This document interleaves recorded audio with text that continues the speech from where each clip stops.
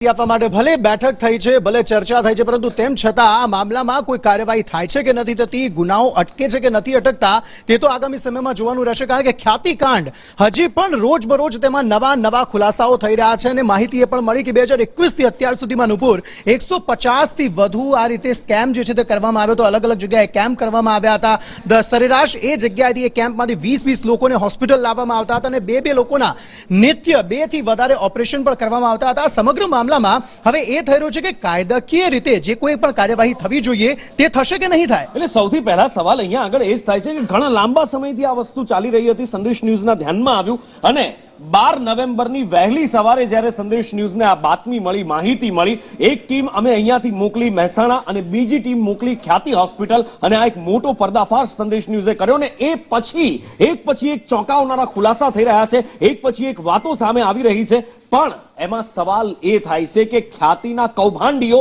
આખરે છે ક્યાં? આખરે જો એ આગોતરા જામીન માટે અરજી કરી શકે છે તો પોલીસ કેમ નથી પકડી શકતી? મનીષ પાસેથી જાણીએ. નુપુર, પોલીસ છબછબિયા કરે છે, આપણને સૌ કોઈને ખબર છે. સંતા કુકડીની આ રમત ચાલી રહી છે કારણ કે લોકેશન ટ્રેક થઈ રહ્યું છે. કોઈ માણસ ક્યાં છે એમને ખબર પડી રહી છે, પરંતુ તેમના સુધી પહોંચવામાં કાં તો એમના હાથ પાછા પડે છે અથવા તો કોઈ એમને રોકી રહ્યું છે.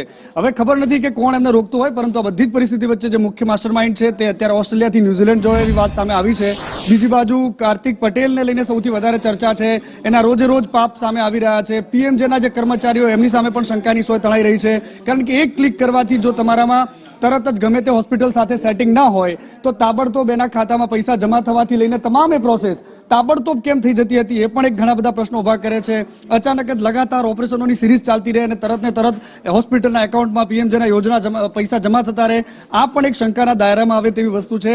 પોલીસ એ બધી દિશામાં તપાસ કરી રહી છે, પરંતુ પોલીસ જે તપાસ કરે છે એ જ મોટો સવાલ છે. નુપુર.